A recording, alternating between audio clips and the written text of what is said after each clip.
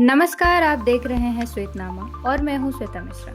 आज हम बात करने जा रहे हैं भारत की नई शिक्षा नीति 2020 की, जो देश के शिक्षा ढांचे में एक बड़ा बदलाव लेकर आई है।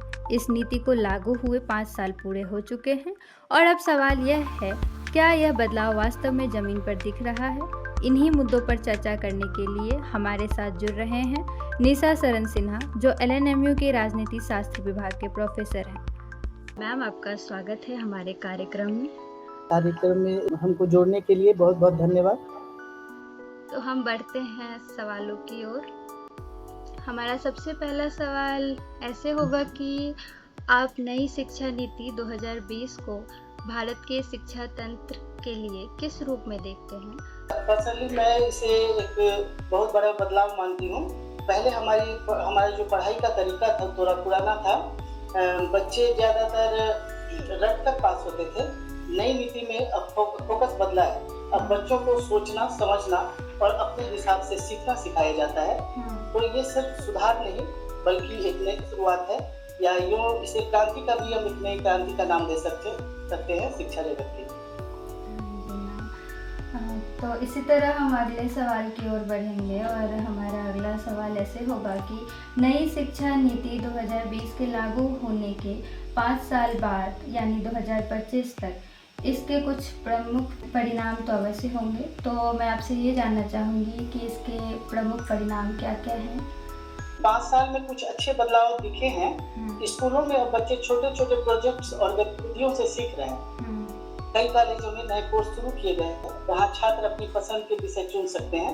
एकेडमिक बैंक ऑफ क्रेडिट जैसी चीजें शुरू हुई है, जिससे छात्र एक जगह से पढ़कर दूसरी जगह क्रेडिट स्कोर ट्रांसफर कर सकते। तो हम अगले सवाल की ओर बढ़ते हैं और हमारा अगला सवाल यह रहेगा कि क्या यह नीति ग्रामीण और शहरी शिक्षा के बीच की खाई को कम करने में सफल रही है या नहीं रही? हाँ, पर अभी बहुत काम बाकी है।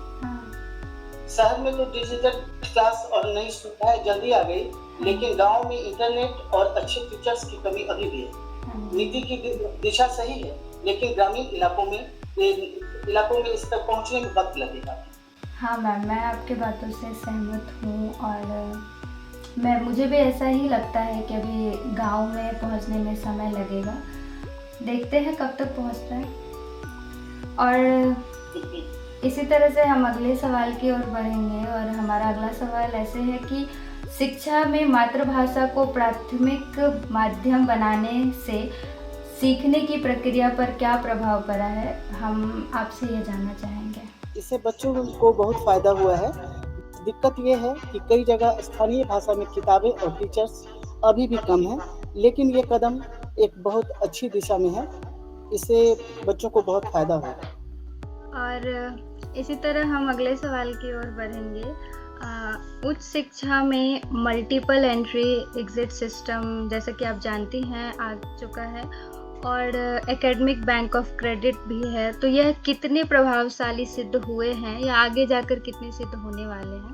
हम इसके बारे में आपसे जानना चाहेंगे। अभी ये सर्टिफिकेट ले सकता है या फिर पढ़ाई छोड़कर बाद में भी दोबारा यहीं से शुरू कर सकता है। एकेडमिक बैंक ऑफ क्रेडिट से उसके अंक और कोर्स सेव रहेंगे। थोड़ा समय लगेगा, पर आने वाले सालों में ये बहुत अच्छे और बहुत उपयोगी सिद्ध। मैम, अगले सवाल की ओर बढ़ते हैं। हमारा अगला सवाल ऐसे है कि मल्टी डिसिप्लिनरी एजुकेशन से छात्रों के लिए क्या नया अवसर खुला है? अच्छा, बहुत सारे मौके खुले हैं स्टूडेंट के लिए। अब छात्र अपनी पसंद के अलग अलग विषय जोड़ सकते हैं। जैसे कोई साइंस वाला संगीत सीखना चाहता है या आर्ट्स वाला डेटा साइंस लेना चाहता है, तो अब वो मुमकिन है। पहले ये संभव नहीं था। इससे बच्चों में क्रिएटिविटी, सोच और नई करियर की राह खुल रही है। ये तरीका पढ़ाई का जुड़ा बनाता है। अपने पसंद के बच्चे लेते हैं सब्जेक्ट। मुझे भी लगता है कि ये एक बहुत अच्छा कदम उठाया गया है। हमारे पास बहुत सारा ऑप्शन खुल चुका है। अब हम अगले सवाल की ओर बढ़ेंगे और हमारा अगला सवाल ऐसे है कि रिसर्च और नवाचार को बढ़ावा देने के लिए नीति में किए गए सुधार कितने व्यावहारिक साबित हुए हैं? रिसर्च पर अब पहले से ज़्यादा ध्यान दिया जा रहा है। सरकार ने इसके लिए नई योजनाएं और फंडिंग शुरू की है। कई यूनिवर्सिटीज और प्रोजेक्ट्स और स्टार्टअप्स को सपोर्ट कर रही है। अभी हर जगह इसका असर नहीं दिख रहा है, लेकिन कहा जा सकता है कि रिसर्च की संस्कृति धीरे धीरे बढ़ रही है। और इसी तरह अगला सवाल ऐसे है कि डिजिटल शिक्षा और तकनीकी संसाधनों के उपयोग में शिक्षकों और छात्रों को कितनी सुविधा या चुनौतियां मिली है? डिजिटल पढ़ाई से पढ़ाई आसान भी हुआ है और मुश्किल भी। आसान इसलिए कि अब मोबाइल या लैपटॉप से कहीं से भी क्लास ले सकते हैं, लेकिन मुश्किल ये है कि हर किसी के पास इंटरनेट या स्मार्ट डिवाइस नहीं होता है, खासकर गांव में। शिक्षकों को भी शुरू में ऑनलाइन पढ़ाने की ट्रेनिंग लेनी पड़ी और यह मिला जुला अनुभव कहा जा सकता है। इसके फायदे भी हैं और चुनौतियां। मैम, मैं इसमें एक और बात जोड़ना चाहूँगी कि हमें एक और फ़ायदा मिला है डिजिटल आने पर कि हम आपसे डिजिटली जुड़ पा रहे हैं। यही फायदा तो ये हुआ हमारा। हाँ। अगला सवाल हमारा ऐसा है कि नई शिक्षा नीति के बाद जो है छात्रों में लचीलापन या आलोचनात्मक सोच में कई तरह से सुधार देखा गया है, या आपका क्या कहना है इस पे? देखा गया है या फिर नहीं देखा गया है? अब बच्चे पहले से ज्यादा आत्मविश्वासी लगते हैं, नई विषय चुन सकते हैं, बाध्य नहीं है कि यही पढ़ना है तो यही पढ़ना है। हाँ। नई नीति ने उन्हें विचार करने और अपनी राय रखने की आजादी दी है। अब हर चीज रटने पर नहीं, समझने पर जोर। धीरे धीरे बच्चों को सोचने और सवाल पूछने की आदत बढ़ रही है, जो बहुत अच्छा संकेत है। और हम इसी तरह अगले सवाल की ओर बढ़ेंगे और मेरा अगला सवाल ऐसे है कि आप आने वाले 5 से 10 वर्षों में भारत की शिक्षा व्यवस्था को किस दिशा में जाते हुए देखते हैं? हमें लगता है कि आने वाले सालों में हमारी शिक्षा ज्यादा प्रैक्टिकल, टेक्नोलॉजी आधारित और जीवन से जुड़ी निर्भरता सिखाई जाएगी।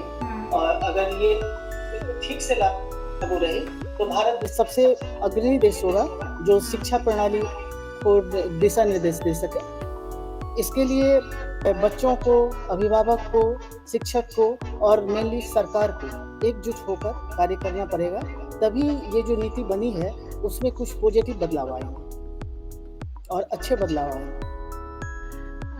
मुझे बहुत अच्छा लगा आपसे मिल करके, आपसे बातें करके, और मेरा ये सौभाग्य है कि मैं आपसे मिली हूँ। और जब पॉलिटिक्स की बात आती है तो सबसे पहले हम पॉलिटिकल साइंस के शिक्षक के पास जा कर के उनका दरवाज़ा खटखटा सकते हैं, और मुझे लग रहा है कि अब मेरे सारे सवालों का जवाब मिल चुका है।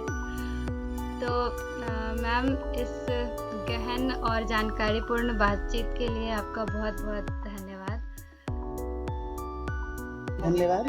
जो हमको इस समय बुलाई और मिली, हमको भी अच्छा लगा। धन्यवाद। नई शिक्षा नीति केवल एक दस्तावेज नहीं बल्कि भारत के भविष्य की दिशा तय करने वाली पहल है। सवाल यही रहेगा, क्या यह नीति हर छात्र तक समान अवसर पहुंचा पा रही है? इसी सोच के साथ आज के कार्यक्रम में इतना ही। धन्यवाद और जुड़े रहिए श्वेतनामा के साथ, जहां हम लाते हैं आपके लिए समाज से जुड़ी अहम जानकारी। जय हिंद।